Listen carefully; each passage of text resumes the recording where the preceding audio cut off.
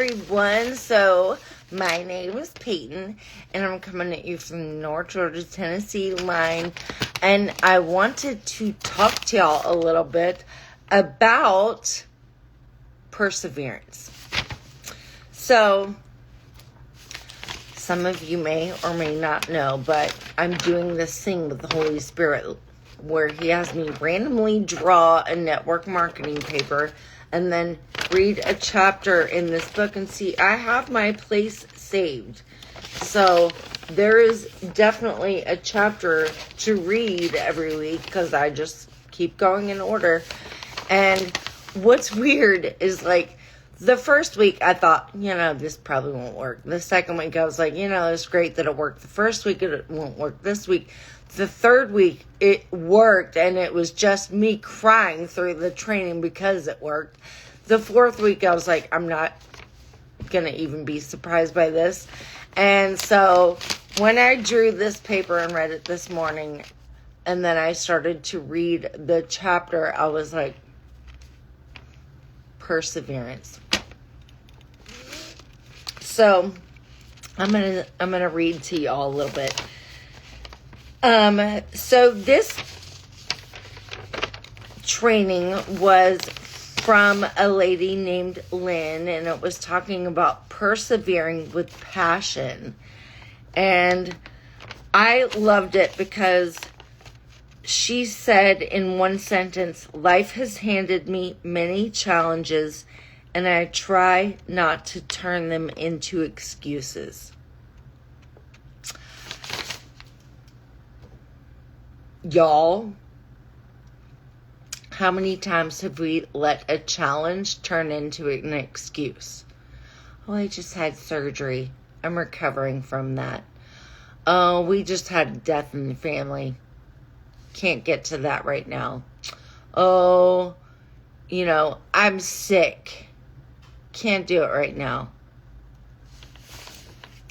How many times have we let a challenge turn into an excuse? And I'm guilty of this too, y'all. I'm not like excuse shaming here. Like, I'm so guilty of this too. But she also said something that really resonated with me, and it was like, because I have a can-do attitude. Like, I can do it. And it reminded me of a couple of years ago on Black Friday. This was, I think, Black Friday of 2022. And I woke up like sick, so feverish, throwing up, like literally all I could do was just crawl to the bathroom. And I mean crawl to the bathroom, like on all fours, arms and legs, and just like crawling.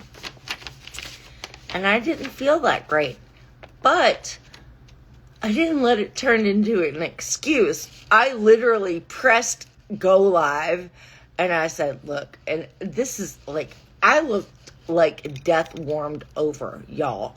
And I went live in my beauty group, and I was like, y'all, I'm sick.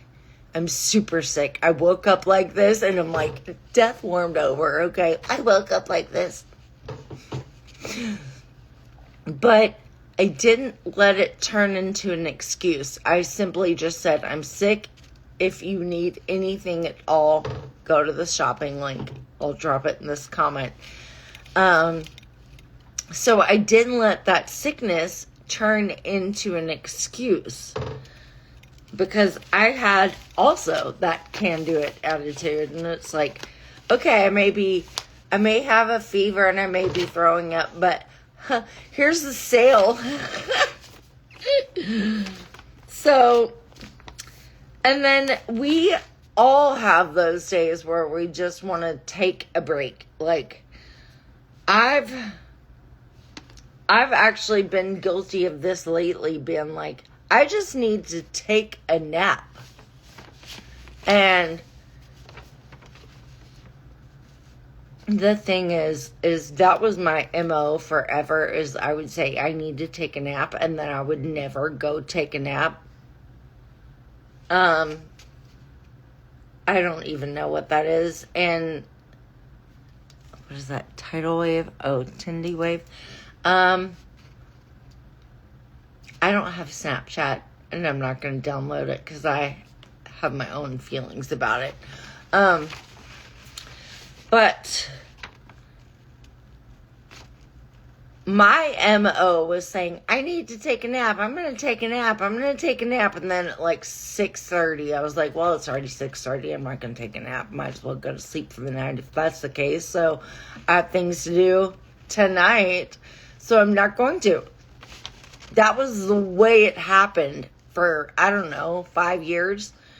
And just recently, I'm like, I need to take a nap, and then I'll go take a nap. Literally, like, as soon as the words leave my lips, I'm like, okay, I have to actually go.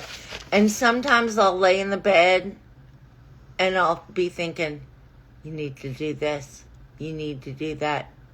You need to... And I'll just open my eyes and do the things I need to do, because I can't sleep with a to-do list. I don't know how other people can, but I just can't. I wish I could. But I'm like, should I call them? Are they still open? This is my brain. Like, as soon as I try to turn my brain off, it's like all the things. Like, call these people. This company's still open. You didn't do this. What about their grocery store? Blah, blah, blah. Cook that. Blah, blah, blah. Like, literally, it's just so much in my brain. And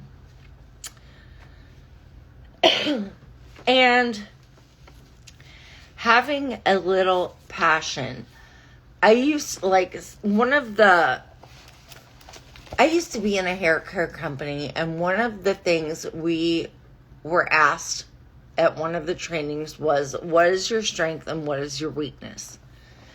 And I stood up and I said, I think my passion is my strength, and I think my passion is also my weakness, because I was so passionate about using good products on your hair that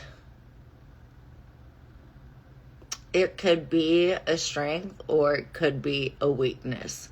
Like, I could be like, you need this shampoo. This is going to keep your color from fading. And then do you want to get this shampoo? No, you don't want to get it today? Okay, fine. And then 6 weeks later, Susie comes back and sat in my chair and goes, I don't know, my color just faded. Well, and this is where I say my passion is my weakness. I would go, well, Susie, I told you to get this shampoo last time because of your color fading issues, and you chose not to. So we're going to get this today, okay? Because I'm sick of you not getting it and then coming in and saying the same thing every time. Get the color fading shampoo and stop complaining about your color fading, because it's going to continue to fade if you're going to continue to use whatever you've been using. So I was passionate about our shampoo, and then I was also passionate about our shampoo. So it was like, I would nudge gently, and then if you came back and said the same thing, I would basically push you off the cliff. Like, I'm just gonna poke you and be like, you need this shampoo. And then if you come back and say the same exact thing after I tried to solve your problem, out the window. So that's why I always said my passion was my strength and my weakness. But if you have lost your passion, go to an event. Go to, if you're in network marketing, go to your company's event. If you're in real estate, go to a real estate event. If you are in teaching, I don't know.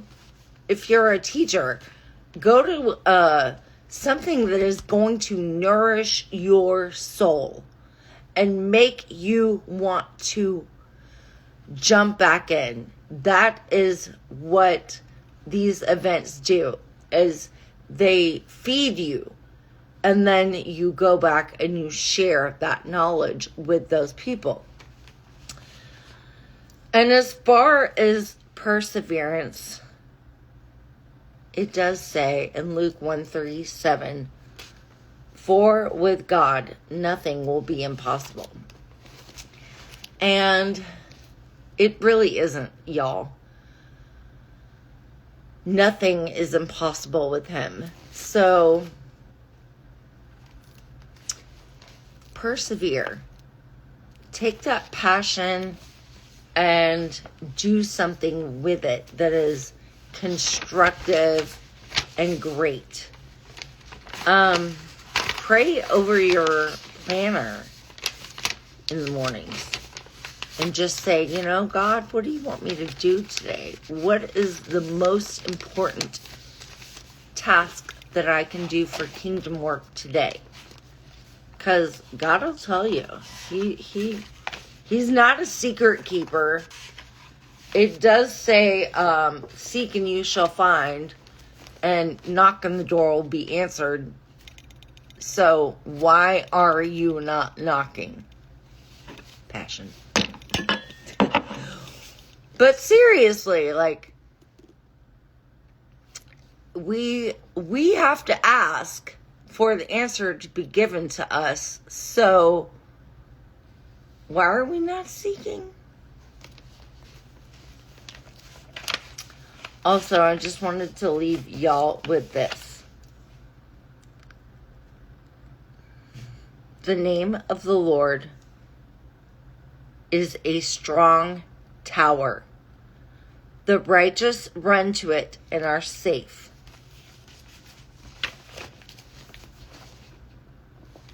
Pray over your planners.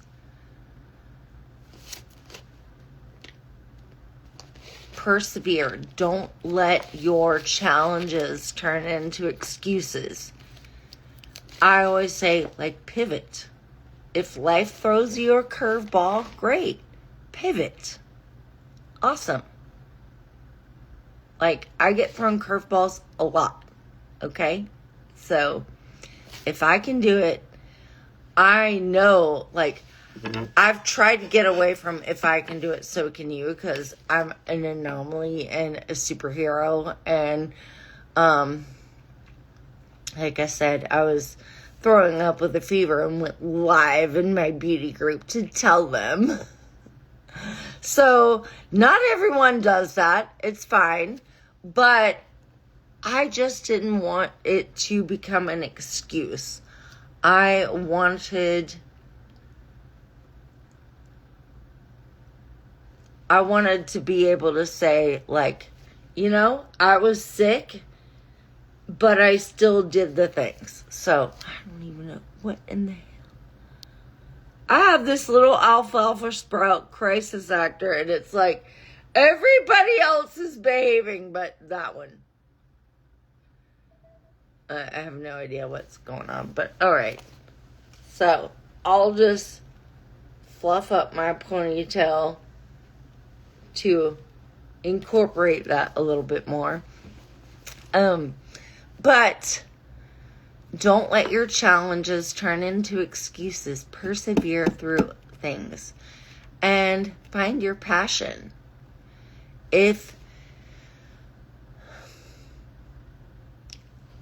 I always say, find the why that makes you cry, because if for some reason you are thrown a challenge and you start to make the excuses, you can literally freeze it before you even do it.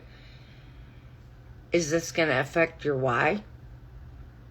Is making an excuse going to affect the outcome of why you are doing this? If the answer is yes,